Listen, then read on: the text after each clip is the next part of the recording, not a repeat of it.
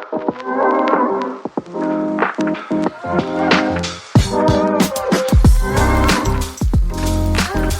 to I Wrote That, a podcast where we bring authors and industry experts together to talk about all things books and make the journey to authorship just a little bit easier.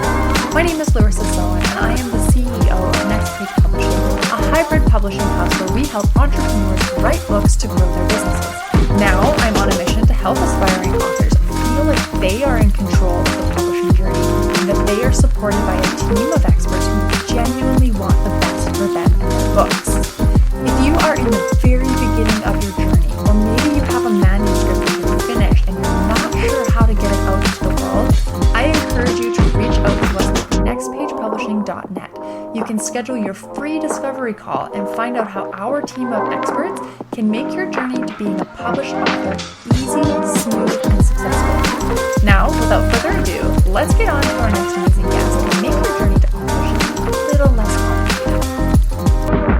Welcome back to another episode of I Wrote That. Today I'm really excited to introduce Fern Chan, who told me to introduce her effectively. She is Fern, like the plant, and Chan, like the Jackie.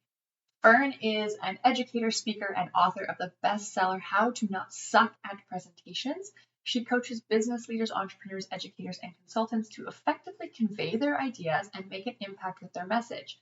Fern is on a mission to help people spread their genius through engaging conversation and presentations that inspire their audience to act so they never have to suffer the fate of death by PowerPoint.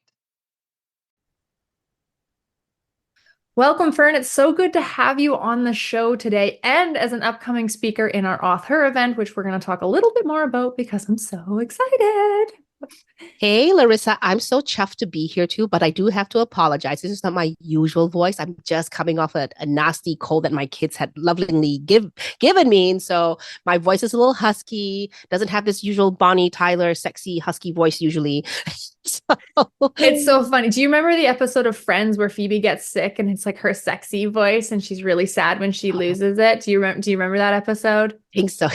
Yeah. To sing like Smelly Cat with that song. Yes, exactly. Like it's the ultimate gift of motherhood, getting sick when our kids, and that, like you and I were chatting about, they will bounce back within like hours, it seems like, and it'll take us weeks to come out of it. Yeah, but that's what we do as mompreneurs, right? We still go through, we chug on because we use all these lessons in our lives to also move ourselves forward in business.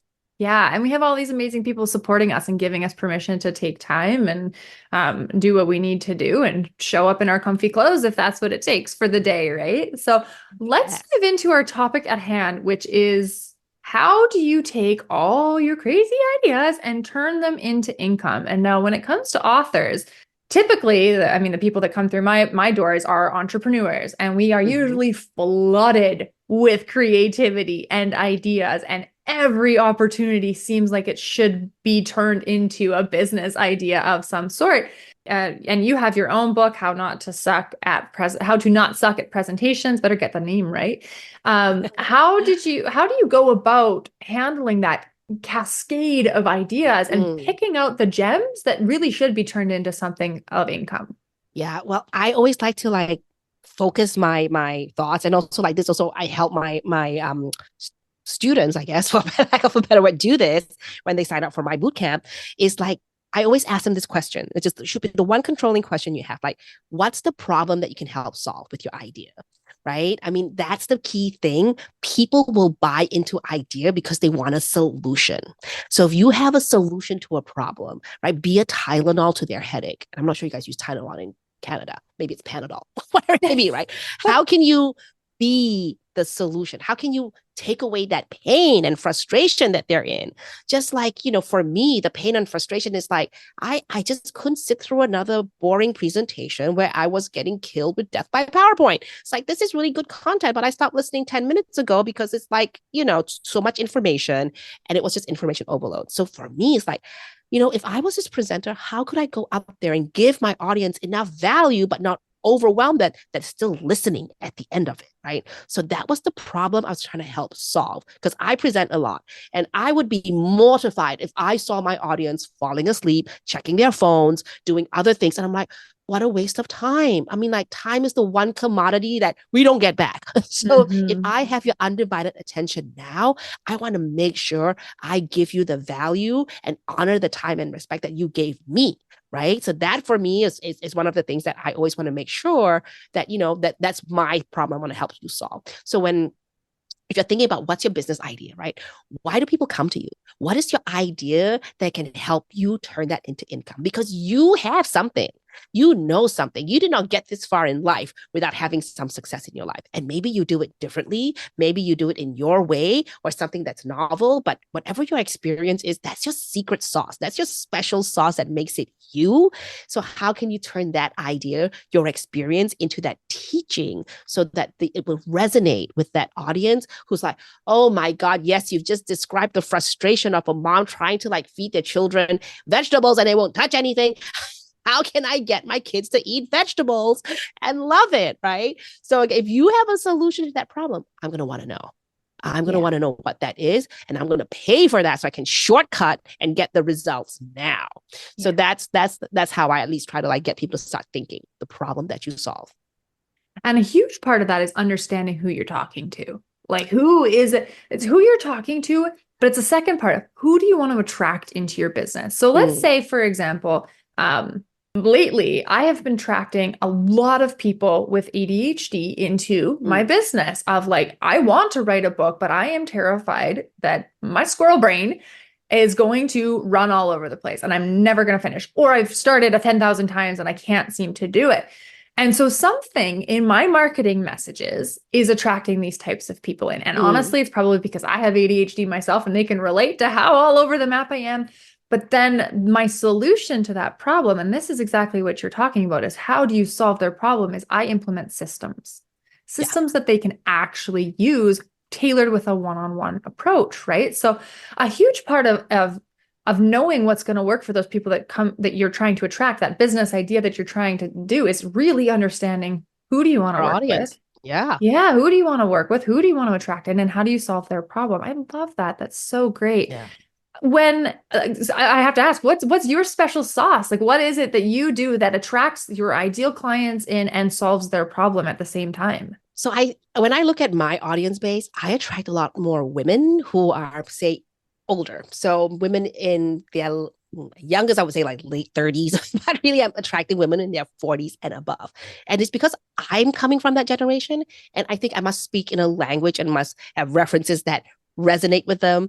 And also maybe it's because I'm also a mom, right? There are a lot of things that I say that I'm like, oh my God, you get this, you're a mother, and then, and all those sort of things. So I'm also being authentic to myself because those are things that are so easy for me to say and do. And it's part of my life, but it's also part of my value system. So I say certain things and also do things in a certain way that resonates with people who can relate to that message. Right? They get that. It's like, oh my God, I get that. I get the days when there were rotary dial phones. I mean, God, I get the days of mixtape. Right? I get it when Fern says, this, because it's like, I used to do that too. And then when you say this to kids these days, they go, who the hell's Jackie Chan? I'm like, oh my God. I really am like feeling, if you don't know who the hell Jackie Chan is, because I always like to say my name is Fern like the leaf and Chan like Jackie. And people know Jackie Chan, well, who I'm talking about, they don't know. It's like, oh God, you're a little too young. So again, like there's certain things that I say, but who is it that you attract to? But I think also because I come from a world of higher education, I've spoken, I deal with so much of the frustration of bureaucracy and the things that hamper progress and all the things that we want to do as educators. And to some degree, I think people who understand that get it. And so they go, oh my God, like I get those frustrations because she's saying the things that I know I'm going through, right? So again, some of the fears that I go through, I'm very transparent about some of these things. It's like, I don't quite have this all figured out yet, but I'll show you my process so you can learn from my mistakes. So I think so much of it too is being authentic to yourself and knowing all the things and not being afraid to share the ugly warts as you go through some of this, because then people can go, yeah, okay, well, this is what you shouldn't do, right?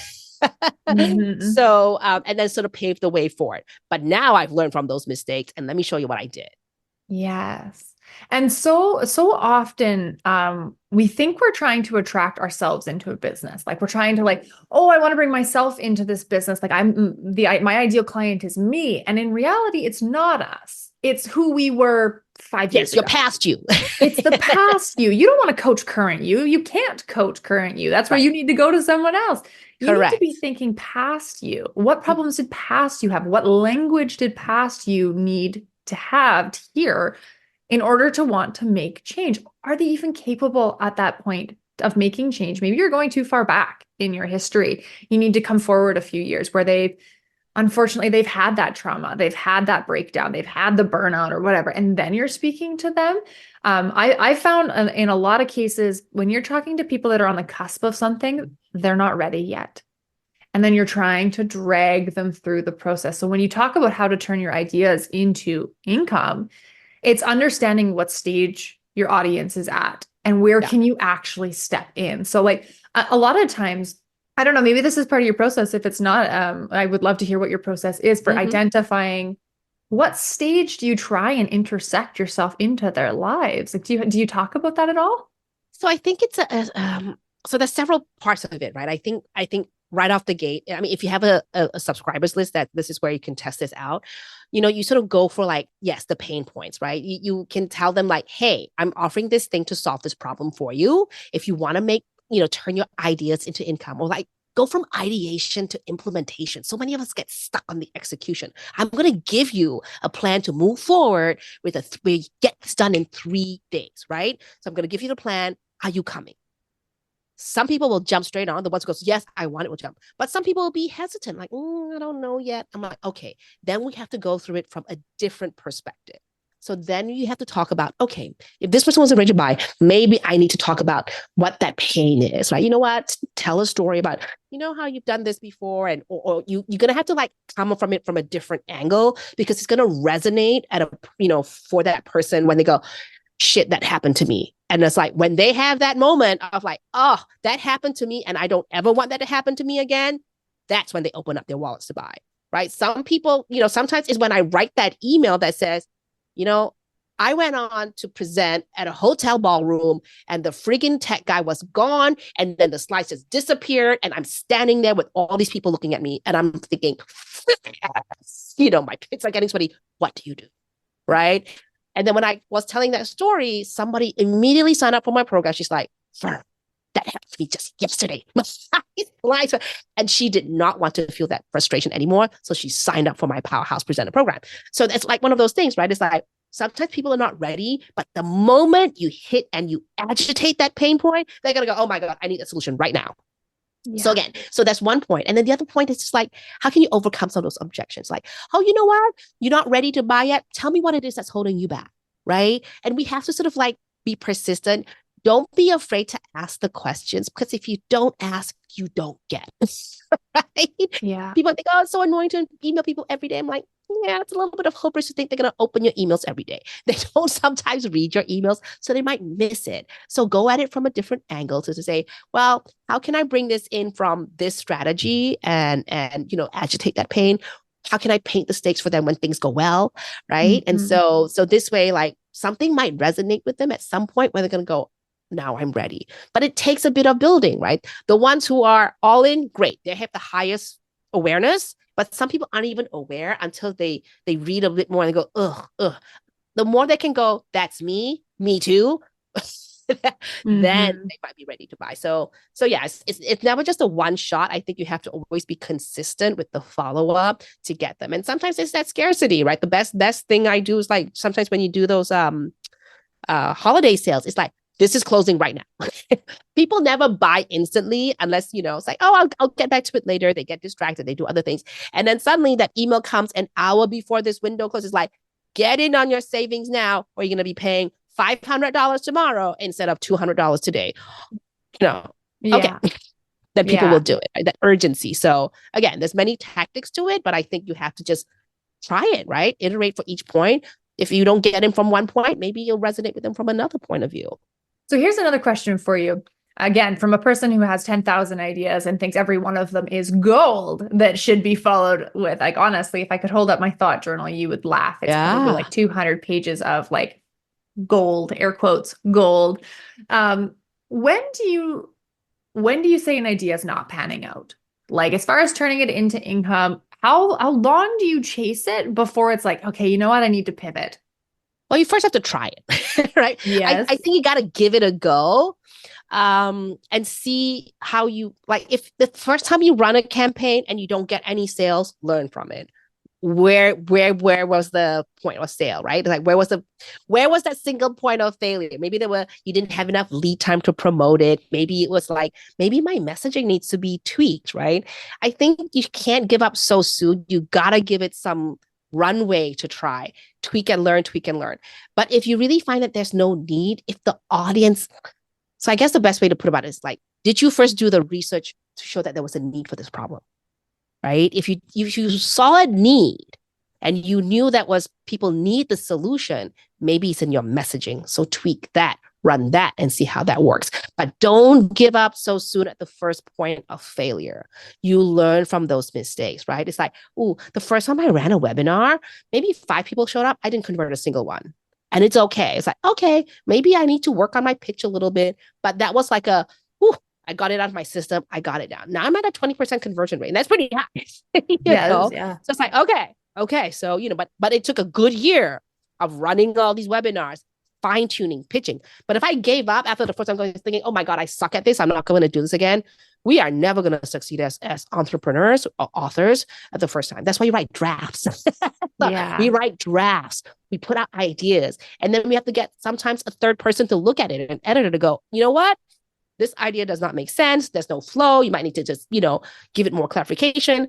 We're too close to something sometimes that we can't see the tree from the leaves, right? So we got to get somebody to like look at the whole thing and go, okay, now I see where it's going, right? So I think some perspective, but also give it some time, iterate, right? I mean, the light bulb didn't become the light. I mean, like Edison got to the light bulb after like 1,000 fails. Yeah, exactly. So. And I think it's the same for our books. How many iterations of how to not suck at presentations did you have before you pushed?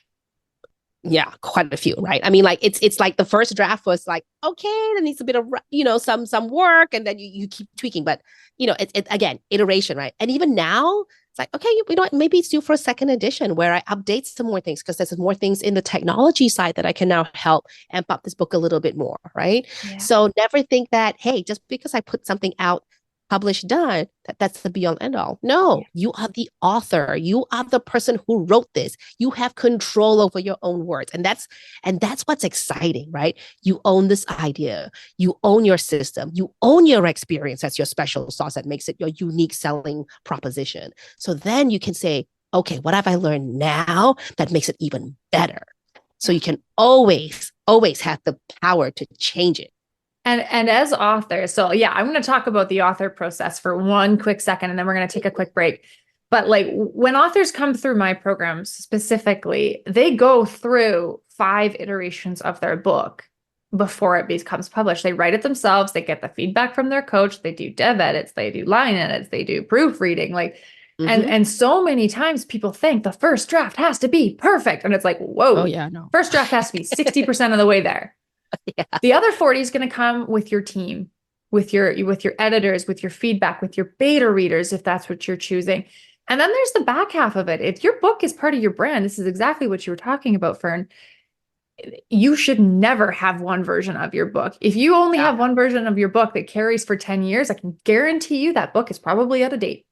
Yep. And it doesn't stand anymore, right? You need to have, and even if you took How to Not Suck at Presentations and put V2, version 2 at the end of it, it still is a second book out there. It's more searchability, it's more content, and it's more relevant to what's happening in today. Even if your brand doesn't change, the world around your brand does. And you need to talk in a new language, and you need to put current stories in, and you need to have current, point out to current trends that are happening and things like that. Otherwise, your book is stale. And it might have been a 5-star read 5 years ago, and now all of a sudden it's 1 because it's just not relevant anymore. Yeah. So we're going to take a quick break. We'll be back with more from Fern. Hey, aspiring author. Have you been exploring the idea of adding a book to your business and creating a step in your funnel that moves you from the free offer to that high ticket program that you have? You need a low ticket offer. And I'm talking between $3 and $20 that your audience can consume on their terms and is in a format that they trust. And who doesn't trust a good book? Now, the trick becomes creating the content that actually converts into your high ticket offer. This is where Auth comes in. At the heart of the Auth event, we're helping aspiring authors with the basics.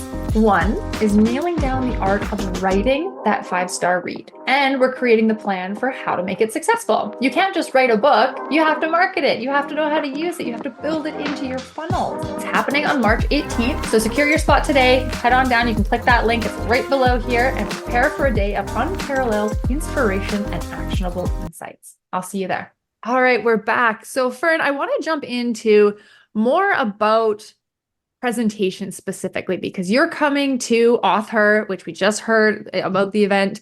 I'm so excited. I know. So let's talk about a little bit about what you're going to be bringing to Auth and what people can expect. So I'll be helping all you aspiring authors as well. Maybe some of you are coaches wanting to write a book to augment your coaching services. Like, how can I implement giving you this idea and then putting it out there in the world, right? How do we turn your idea into this book that you can then market and sell and use it as part of your ecosystem, part of your learning ecosystem? Because there's nothing more powerful than having something in print to be able to say, hey, I have something that, even if you can just download as a lead magnet, how can you get people into your world to get to know you? And a book is a very powerful thing to do, right? And then look, once you've written your book, especially if it's a self-help book. This is only going to work for self-help books. Let me just clarify that, right? It's not going to work so much if you wrote a fiction book, which I also love. I love murder mysteries. Give me a good murder mystery any day. But it's going to be like a self-help book, right? So how can I use my knowledge to help you? A book is a great first step. I always think it's like, how can you download all that knowledge that somebody has accumulated for them to put them like the 20 years of knowledge and experience in this book that I can like absorb in like a few hours, right? That's like immense time saving there. But some people need a little bit more hand holding.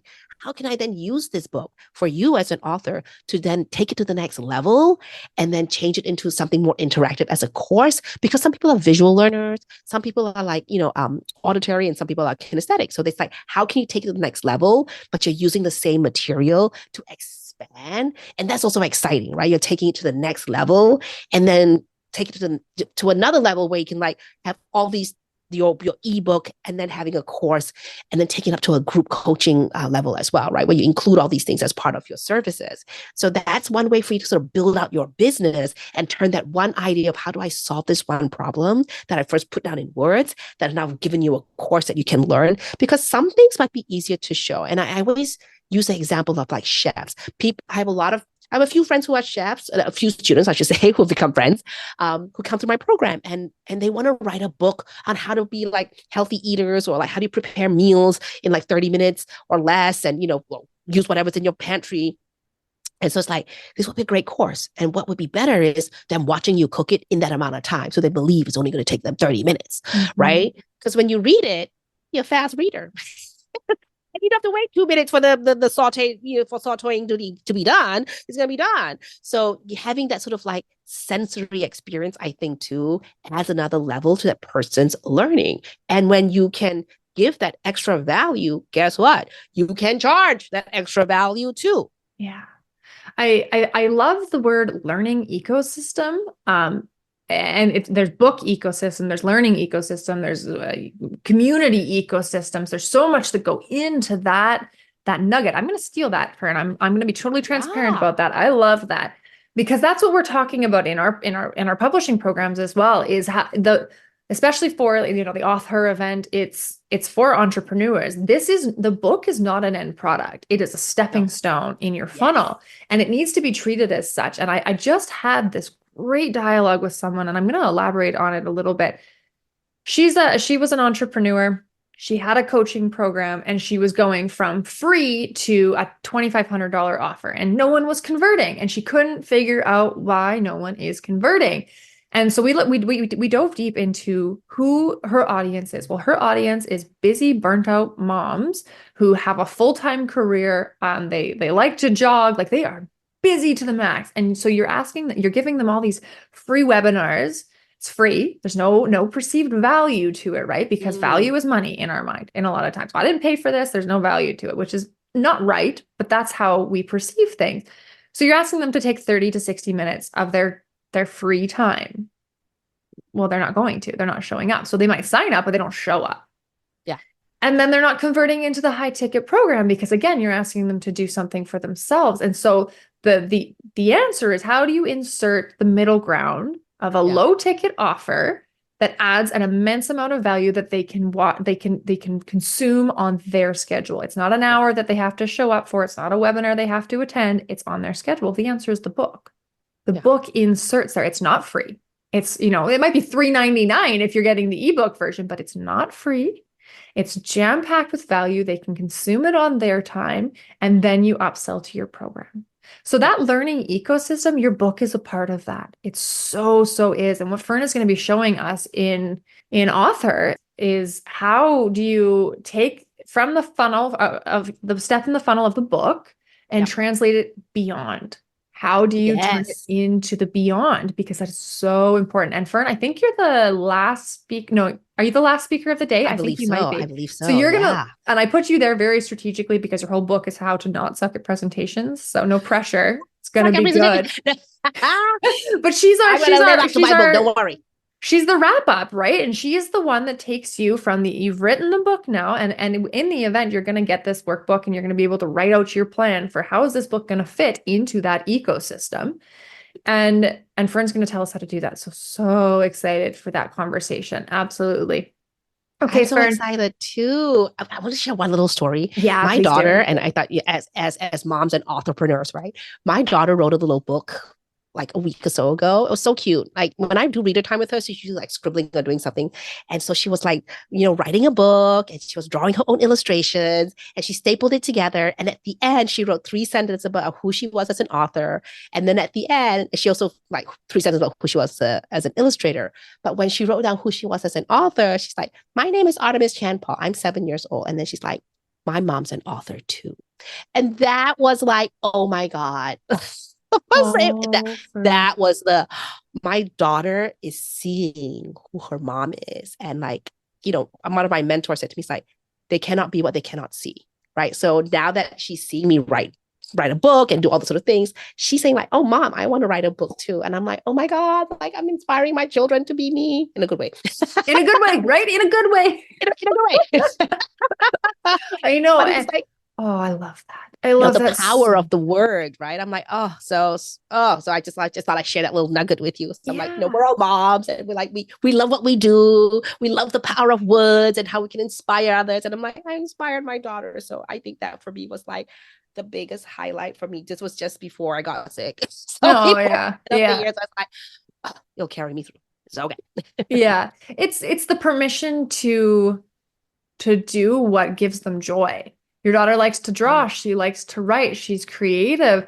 And by you showing her as an adult that you can do that, it gives her permission to keep doing it as a child. Because my bet is, I know for me, my bet is for you, that as children, we really enjoyed writing creatively, or like business, probably less business when we're 7, but you know what I mean? Like we enjoyed to write, we enjoyed to consume content and escape into worlds. And then we grew up, we became sullen teenagers, and we had mood swings and we lost that. We had no role models showing us that this is something we could do. And now you and I are doing that, because my daughter and I also just finished co-authoring our first children's book together. Oh my God, how magical is that? Yeah, we just finished it literally last night. So excited for that. But you're totally right. It's giving them permission to do things that they will likely lose if we don't show them that it's okay to keep going. Oh my God. I'm going to monetize my daughter's like writing her book. So it's like, I dropped the word in her ear, like be a kidpreneur, right? I'm a mompreneur. You can be a kidpreneur, and we can, you can do this to earn your own keep. If you want to buy that next LOL doll, use your own money. Yeah. You can earn your money by doing XYZ things. So I think, she's starting to get it. She's only 7, but I think I got to plant these seeds in them. Yeah. Me as well.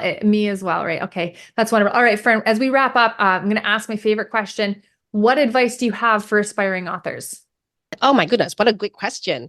You don't have to solve the world's problems, right? You just have to solve the one thing that you know how to do in your specialty. That's beautiful. And I think that helps a lot when we're writing too, of like, what's the focus of this book? right now, what is the focus? What is we call it the mission and vision statement of our book. I love that. All right, friend, do you have any offers for our listeners today? Absolutely. So I have a page to profit bootcamp. So it's a 3-day bootcamp where you can turn your ideas into income, right? So I'm really going to take you from ideation to implementation in 3 days so you can get your ideas out. How do we get your book out? How do we turn it into a course? And how do we get all the tech in without going crazy? So this is happening in March. I will drop a link for Larissa to share with you all. So this way you can all participate and get your books out there. Yes. So we're going to put that link in the show notes. Absolutely go there. And again, Fern is presenting at Auth as well. So you can get more from her. And we'll put the link to those tickets as well down in the show notes. Thank you so much, Fern. This has been an absolute pleasure. Thank you so much for having me. I had such a trip being on here. So thank you, Larissa. Thank you so much for listening to this episode of I Wrote That. Be sure to like, follow, and subscribe to our show so you don't miss any of our upcoming guests. And if this has led you to some inspiration to want to get started on your own authorship journey, whether you just have an idea or you have a manuscript that you're ready to publish, reach out to us at nextpagepublishing.net and we will match you up with our team of experts to make the journey simple, easy, and smooth.